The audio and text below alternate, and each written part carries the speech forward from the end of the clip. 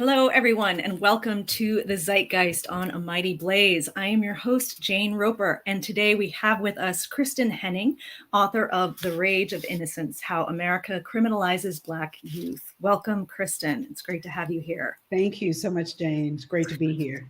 Kristin Henning is a nationally recognized legal scholar and activist and consultant on the intersection of race, adolescence, and policing. As the Bloom Professor of Law and Director of the Juvenile Justice Clinic and Initiative at Georgetown, she advocates for reform in the juvenile and criminal legal systems to fight the criminalization of Black adolescents. In her talks and workshops, Henning explores the devastating long-term consequences of racial bias and over-policing youth within communities of color and addresses how to change racial disparities within the legal system. In her new book, The Rage of Innocence, Kristin Henning writes about her 26 years. There we go. Got my notes. Her 26 years defending Black children prosecuted for offenses including horseplay on the metro, throwing snowballs at a passing police car, and playing catch with a teacher's hat. She makes clear that unlike white youth who are afforded the freedom to test boundaries, experiment with sex and drugs, and figure out who they are and who they want to be, Black youth are often seen as a threat to white America and are denied healthy adolescent development. Kristin, yes, thank you for being here. Thank you for having me. This is such a powerful book, and I have so many questions I want to ask you. And, I think I'm guessing for many folks who read this book, many white folks who read this book, going through it brought me back to my own adolescence. And I was thinking about the kinds of things I did as a kid growing up in an affluent, mostly white suburb. And the kind of stuff, now my friends, we didn't get in a lot of trouble, but even the sort of innocent things we did, right? Being on a playground after dark, the things that were just sort of, not a big deal at all. But then I think about some of the kids I knew who did get into trouble with drugs and alcohol. And let me tell you, it did not, change the trajectory of their lives. It did. Right. They did not end up in prison for it. They did not end up sort of, having their record blotted. And you write a lot about the importance of adolescence as a time where kids can take risks, can test their independence. You talk a lot about the importance of play. Can you tell us a little bit about why these things are so important and what that discrepancy is between how Black children and teens and white children and teens experience them? Yes. And, it was the research around the benefits of adolescent play and experimentation were quite new to me until I read the book, right? It's honestly, we take recreation, leisure, and play for granted in our society, right? And it isn't until you really stop and think about it that we recognize that adolescent play and recreation is absolutely essential to our mental health, right? It allows us to breathe and put life into perspective, particularly in these trying times. Think about it now. We're in the pandemic and, young people need to be able to play and tussle and exercise and laugh and even, test limits. Right. So it's important to mental health. It's important to physical health and well-being. It's important to the development of social skills, right? Yes. It is where young people learn how to get along with one another, how to play fair, right? How to show empathy, how to develop loyalty and long-term ties is through this play and recreation. It's also where young people figure out what they're good at. So young people maybe who aren't great at academics really thrive, on an athletic field or, in the community at some sort of play, demonstrating their leadership. So, we take it for granted, but play is absolutely critical to healthy adolescent development. And, what's interesting is that you talked about, experimentation with drugs and even sex. The reality is that experimentation that doesn't go too far, that doesn't become addictive, that isn't abusive towards other people is actually a part of healthy adolescent development, right? Yes. It allows us to push outside of the confines of, the rigidity of life so that we can experiment and grow and be creative. So just don't tell my kids that. I don't want my kids. I know. it's so funny as like a, as someone who wants us to think about these issues. I do get scared saying it out loud. I'm like, close your ears, kids. I just need to tell parents it's okay. Yeah. Right. But I don't need you to do it. Right. But that's right. But it's really true. But here's the thing, right? We know that kids all over the country do this, all over the world. It's actually not just, the key fundamental features of adolescence: impulsivity, sensation seeking, testing limits, peer influence. All of that is evident all over the world. And there's empirical research that shows that, yet we respond to it differently for Black children than for white children. For white children, it's like the source of Hollywood entertainment. It is the making of a good, fraternity, movie. But for Black kids, it's the source of arrest. And I love your language. It's like it can fundamentally alter the course of their lives. An arrest for experimentation, or even just horseplay and fun. Right. Yeah. You wrote about, a couple of girls who ended up being strip searched because they were being giggly and hyper. I mean, yes. And this is in Massachusetts, right? Like it was, 4 girls who were, those girls were, I apologize. There's so many stories really in my book, but these girls were in New York, but exactly right. They were laughing, they were hyper, and they were giddy. And so the school officials thought they were just, basically being too kid-like, and search them, literally strip search them. And so you see it in everything. I mean, you see it, the criminalization of Black children in, the way they style their hair, the clothes that they wear, the music that they listen to. We think about all of the popular genres: country music, heavy metal, rock, all of them. Pop music has offensive, misogynistic, and even violent language, but it's only rap music that is criminalized or treated as negative, right? So just so many different aspects of adolescence. So speaking of Massachusetts, maybe the one you're thinking of is the one that I actually suspected I might find in your book, and did, because this actually happened in the next community over from where I live in Melrose, in Malden, at a Mystic Valley Charter School. There were 2 girls, twin sisters, who were, I forget, were they actually suspended or because they had extensions, they had braids? That's exactly right. Yeah, they were certainly, at a minimum, I remember distinctly, excluded from all of their extracurricular activities, right? And may have even been suspended as well from classes, but they were deeply reprimanded for having braids and extensions in their hair. And these were 2 African-American sisters who had been adopted by a white family. And they were learning about their culture. They wanted to learn about their African-American culture. And part of it was the experimentation with regard to hair. And they got, severely penalized for that in some really important ways. Yeah. You write about hoodies as well. You write about low pants, right? And how these, how all these sort of things are treated very differently. Another incident that people might remember, and this you wrote about at length in your book as well, was the case of Shakara Murphy. Shakara Murphy from South Carolina. Yes. Right. So I think probably a lot of people have seen this video that went viral of her being dragged out of her seat by a resource officer and wrestled to the ground. It was very violent. And in that case, it was because she wouldn't turn off her phone or something. Right. That was exactly, and it's so much more. One of the reasons why I wanted to include some of those high profile stories is to dig a little bit deeper. I mean, there were several things about this story. So she's now been interviewed. She's now, has spoken publicly about it. And what we understand actually happened was, so she was in a math class. They were taking an exam on their computer. She was a special education student. And she was told that if she needed help in any of her schoolwork, she should let her education tutor, I'm not sure what the title was, let them know. And so she had pulled out her cell phone in an effort to get in contact with them. And the teacher walked over to her and kept telling her, told her to put the phone away. And, she's, a child, she's stressed, she's traumatized. Everybody's taking this test. I can't do it. I need help. She's doing exactly what she was told to do. And instead, the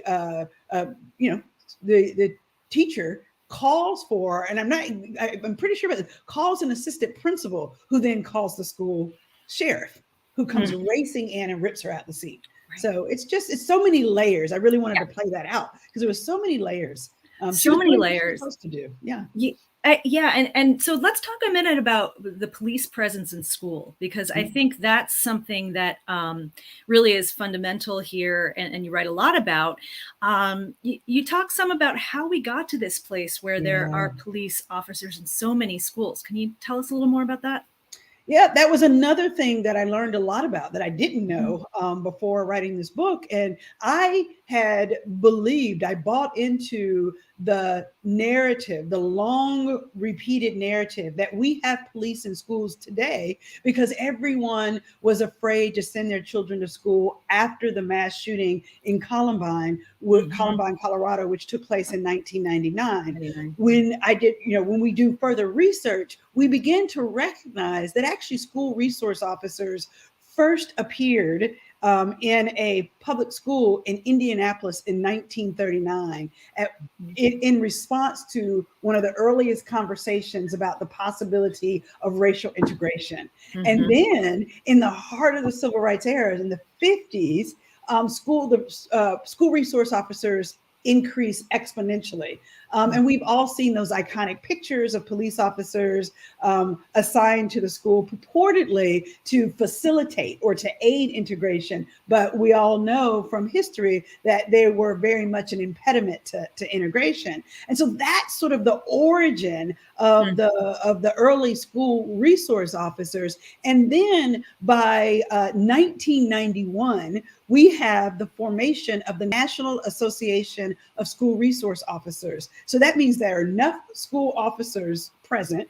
They have enough, of a framework and a partnership, training materials to be in existence by 1991. That is 8 full years prior to the Columbine shooting, and it very much tied to that racialized history.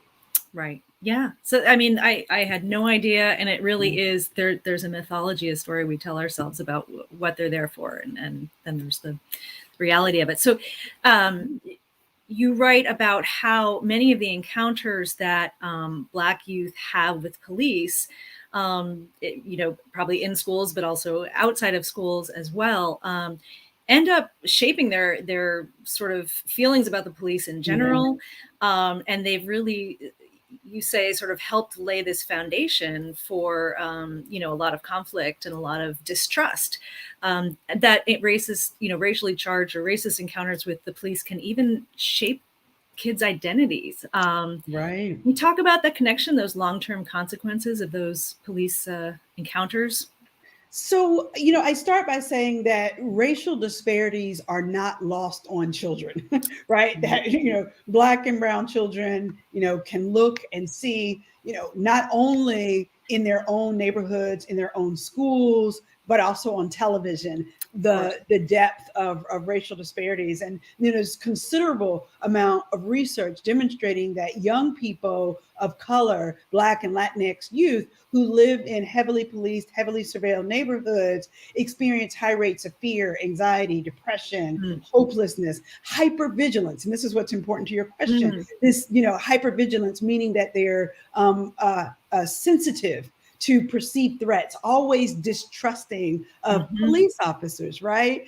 And also, it's really important to understand that our understanding, our perceptions of law and law enforcement really become fixed in our heads during our adolescent years, during those identity shaping years. And so early negative encounters with the police, either directly or vicariously, have a long-term impact on how young people engage with the police and view the law later in life, right? And so what we see is indeed young people, and the title of my book is The Rage of Innocence, and it has a number of meanings. Yes. But one of the meanings that's so important is it is the rage that Black and brown children have when they're told over and over again that they're bad, that they're criminal, and that they are, not to be included, but instead to be excluded. And any child, any person with an ounce of dignity and self-respect is going to push back on those labels, right? Of course. And so they speak out, and when they speak out and when they protest of sorts, it doesn't look like the conversation that you and I are having right now. It's not a reasoned, articulate. They're teenagers. I mean, of course. They're impulsive, they're reactive, they're emotional, they're fairness fanatics. And so it comes out just like that. Right.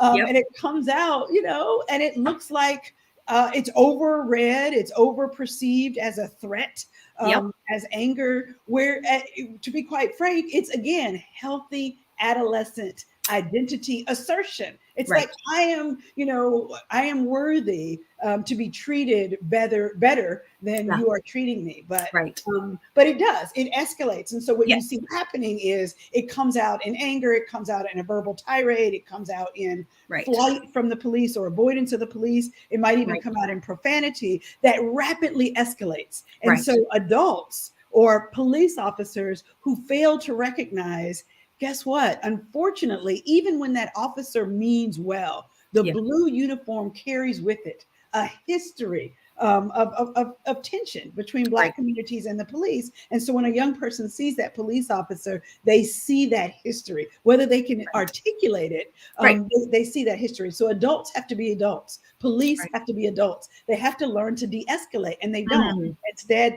the circumstances spiral out of control, and young Black children get arrested. And if they could, if police could think of them more as children, perceive them as children, the way they might, in a wealthy white neighborhood, be like, it's just kids being kids being jerks. I'm always struck by, a lot of times and I try to avoid getting engaged in these online conversations, but when you see people's responses to viral videos of policing incidents, over and over again, you will see white people, mostly white people, say, if they were respectful and obedient, then this wouldn't have happened.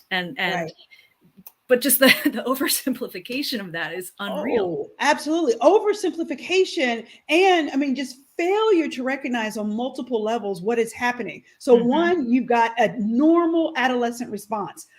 You also have a trauma response, a fight, flight, or freeze response. So an officer approaches you, right? You don't even know what's happening, why it's happening, what he or she's approaching you for. And even if you do know what, you have done something wrong, you as a teenager have made a mistake, you're still terrified of getting killed by the police. So that fight, flight, or freeze response, I don't know why we think any adolescent, race aside, why we think any adolescent is going to, freeze and remain calm. They might try their best, but adolescence kicks in, then you've got these trauma responses in addition to that. And then thirdly, what we talked about, sometimes it's their form of protest, the best way they know how to stand up for themselves. And so it's a wonderful point, Jane. It's just an oversimplification of what they're observing. Yeah, it's incredibly multi-layered. You spoke of this a little bit before, you alluded to this, but you talk throughout your book of this perception that people have, particularly white people in authority, that Black children and teens are more dangerous or more threatening or malicious than their white counterparts. And I was kind of amazed that there are it's something you can kind of assume and it makes sense, but then there actually are studies backing this up, right?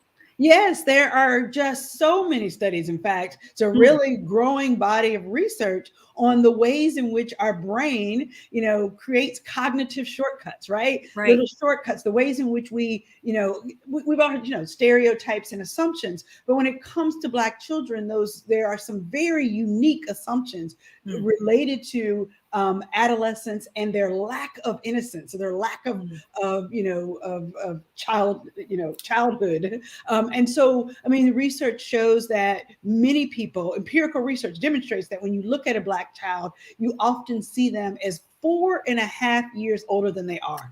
So you think about like a Tamir Rice, who was killed at the age of 12, that, those officers saw him at least at, the age of 16 and a half, 17. But think about like a 17-year-old is perceived to be, 21, 22 years old. That has a profound impact upon the way in which you engage with them, whether you think it's appropriate to use force or not force, whether you think they're a threat or not a threat. There's just tons of research, and that applies for boys and for girls. Research showing that when you see groups of people, groups of Black people, you perceive those groups to be dangerous. You see a group of white people, you don't perceive them to be dangerous. There's studies showing that we perceive Black people to be stronger, taller, heavier than they actually are, even when they're the exact same height, weight as a white person. It's just amazing.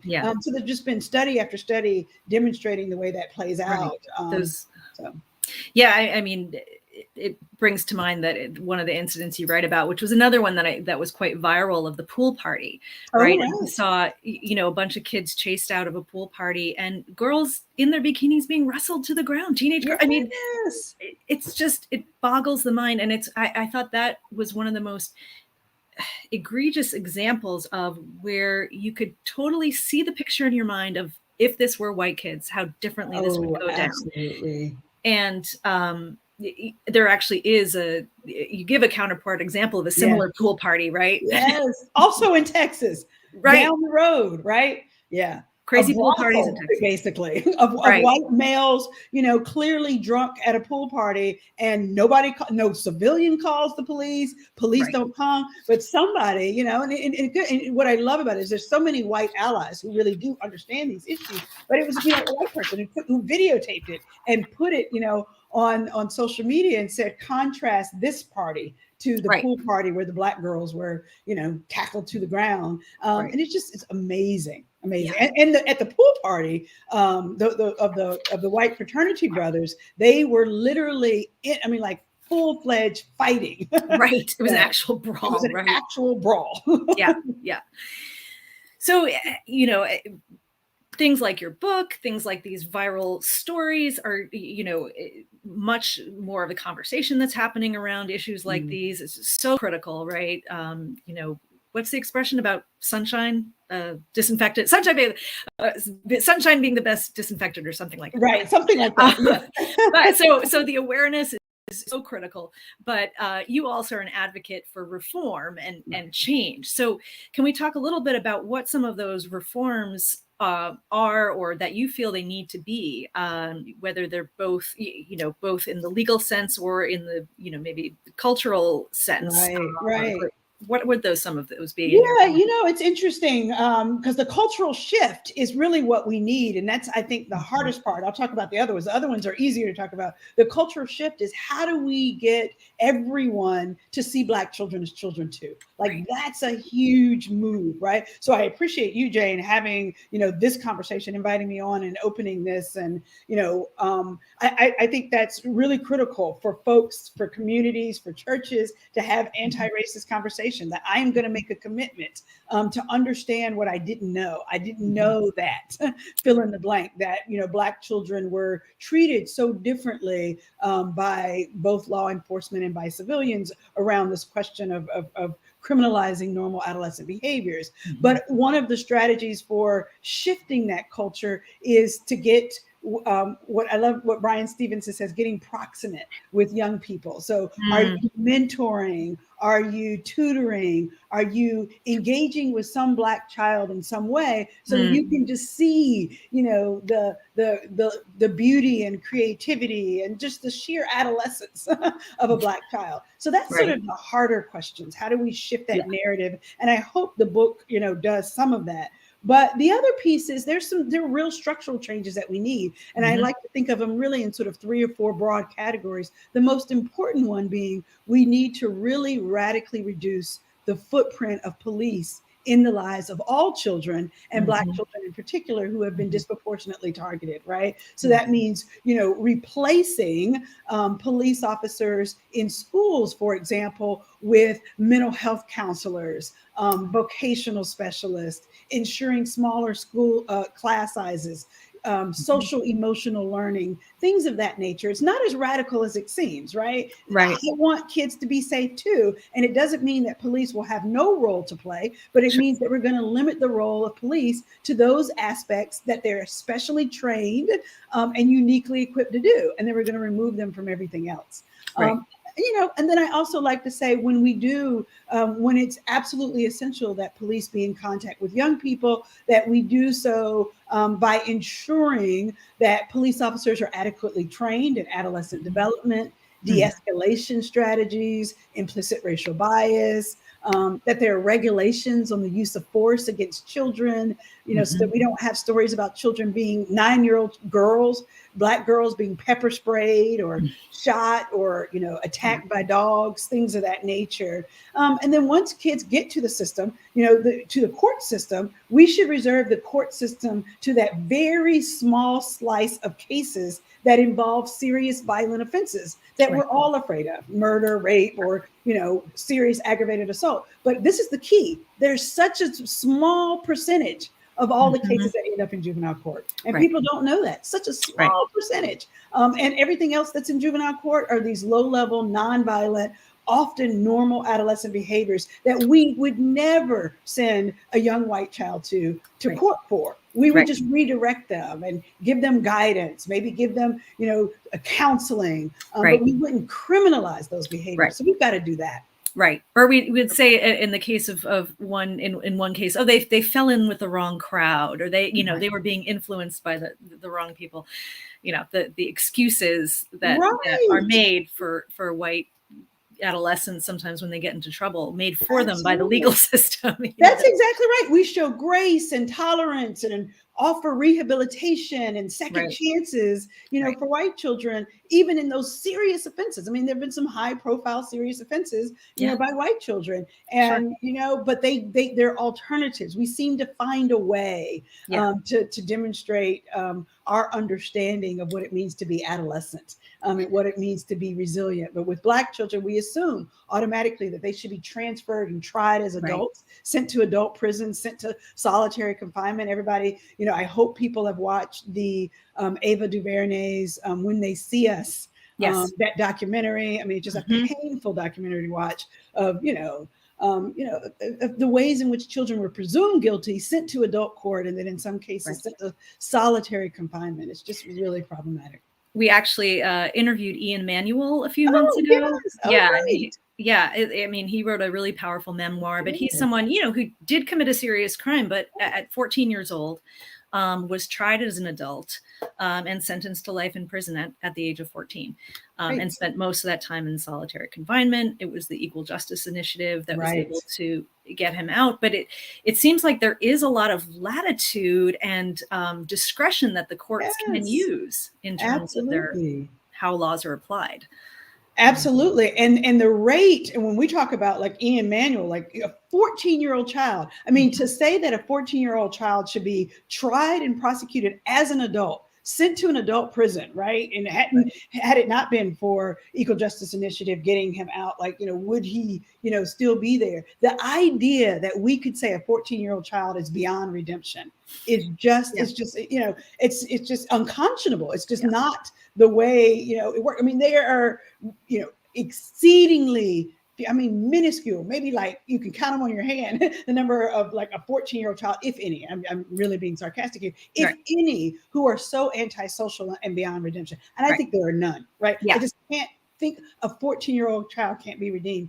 And when you see from Ian Manuel's, case, Centoya Brown's case, even the Central Park now exonerated 5 have gone on. I mean, like Yusuf Salaam is a dynamic, amazing speaker who's written, at least 2 books at this point. I mean, it's just these, young people are resilient if we give them the support. And I say this all the time. Well, a psychologist friend taught this to me, and I just have latched onto it, that every single child needs one irrationally caring adult. And a child would do even better if they have a team of irrationally caring adults. And that's what we all need to be. I love it. That's children. That's fantastic. Okay, we have a question here. This is a great question. It's actually something that came to mind when I was reading. Such a powerful conversation. Thank you. Can you speak to the contrast in the ways Black adolescents are viewed in white culture versus the ways very young Black children are viewed and sometimes fetishized for their cuteness? Oh, that's really interesting. You know, I don't even know that I could answer that well for you, sort of fetishized for their cuteness, because in my experience, we, for so long in American history, have failed to see Black children as children, period, cute or otherwise, right? Yeah. And so when I think back to the earliest images of ways in which I think Black children have been fetishized, it's almost as if they are fetish. You know, those old iconic images of the Black child is the playmate of the white child in slavery, in the era of slavery, right? Those are the pictures that I see, you know, but it's only because they are the property of the purported master who takes them in and makes them the playmate of their own child. And so that, I don't know why, but that's when I saw that word in that question, that's what came to mind, right? Like, I don't see, you know, otherwise, you know, I think, you know, children, you know, think about the stories of Black children, you know, as young as like 9 years old. You remember the story about Jeremiah Harvey, who is like a 9-year-old boy who's walking through a bodega in Brooklyn, accidentally brushes his book bag against the rear end of a white woman. She turns around. She doesn't see a fetish, you know, she doesn't see a cute little kid, right, that I see. Instead, she sees a person that she assumes touched her on purpose, right? And did so in order to get some sexual gratification. It's an absolutely absurd concept. Who would turn around and see a cute 9-year-old and think that they are, you know, and that they are, you know, a sexual predator? I just, so I have a hard time. It's a good question. Well, I think, and he just clarified, but with little kids, right? You think of Webster, you think of different strokes, TV. Like TV, Rudy on the Cosby Show, that's so interesting. These images of like little kids, right? And how there was that little boy who's like wants to be president. I don't know. He's big on Twitter. Yes, I love him. Yes, right. So it's like below a certain age, there's this cute, like, you know, it's almost like this. We're not racist. We love these cute little Black kids, but then there's a certain point where it's like, oh wait, now they're dangerous. But you know what I will say in response to that? Such a good question. I think that age though is getting younger and younger and younger. Though, right there, you know, you talked about the empirical research, Jane. There's empirical research showing that individuals are more likely to mistake a baby's rattle for a gun when it is held in the hand of a Black child as young as 5 years old, right? That's empirical research, studies that were done on that, right? Within the last, 5 to 7 years.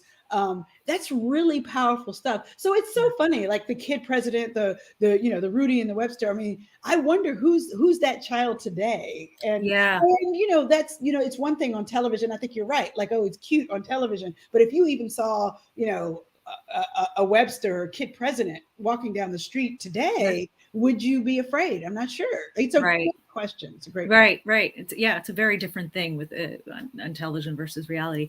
Right. So I would love to hear, before we go, I want to hear about some of the hopeful things here. And I actually love your last chapter is called Black Boy Joy, #Black Boy Joy, #Black Girl Magic, Adolescent Resilience and Systems Reform. So where do you find hope? Where do you feel hopeful and optimistic? Yeah, I feel, I think I feel, and I have good days and bad days, right? We all do. But I think I have felt most hopeful with the activism, youth activism, right? And particularly youth activism in the wake of the killing of George Floyd and much, now around the police free schools movement and some of these, really important public conversations. You see young people speaking up and speaking out. And I think that's where change is ultimately going to come, if it's going to come, right? And it's very much like we talked about earlier. There's research on the benefits benefits of adolescent play, there's also a growing body of research on the benefits of youth activism, right? Mm-hmm. And that young people feel more invested in society, develop leadership skills. They also, you asked me about my hope, they have hope when they participate in protests and, have really, I like to say, have a seat at the table. And so I think my hope comes from the resilience of young people who are vocal and engaged in the democratic process in whatever way they can be, right? And then also, you're exactly as the title of the chapter said, it's about resilience. And so not only does the research show that all children of all races, all classes, all over the world have the same basic developmental features of impulsivity, sensation seeking, and the like, they also have that same feature of adolescence, which is resilience. One of the most important aspects of adolescence is that their brains are still forming, right? And that's why a 14-year-old, Ian Emanuel can succeed, because if he's given support, if he's given opportunity, he can succeed. And that's really what adolescence is about. So I'm hopeful about the resilience of children. And I'm hopeful that we're having conversations like we're having now. I worry, you want to know what I'm worried about? I mean, I'm a little worried that sometimes we dig our heels in, right? And so the debate has become so polarized, particularly, for example, around policing. And if we would just sit down at the table, many police officers will tell you, well, I actually don't want to do those tasks and responsibilities that I'm not well trained to do or well suited to do either. Right. So, relieve me of my duties at the schoolhouse, or, for at least for routine discipline at the schoolhouse. Yeah. Those kinds of things. So. No, the rhetoric does become way more polarized than the actuality, and there probably is a lot more common ground to be found. I mean, we're seeing that across the board, and certainly when it comes to, I was thinking about critical race theory and how it's not actually being taught in schools, but suddenly, you go anywhere near teaching about the history of systemic racism, and all of a sudden, then you're indoctrinating white kids to hate themselves. Right. Like what? It quickly gets out of control. Yes. But, but thank you. That sense of hope is so important, and it's hopefully something that will bear fruit, and let's hope that with the help of youth and adults, we can all get there. So thank you so much for being here. I think we threw up a link to bookshop.org, The Rage of Innocence. Really just such a great and important read. I encourage everyone to pick it up. It's actually I hesitate to say an enjoyable read, but it's really absorbing and really gripping and well written. So thank you so much, Kristin, and best of luck to you. I'm really glad this book is out there. Thank you so much. And thank you for featuring it, having this conversation, and getting the word out there. I really appreciate it. Thank you so much. Absolutely. Take care. All right, you too.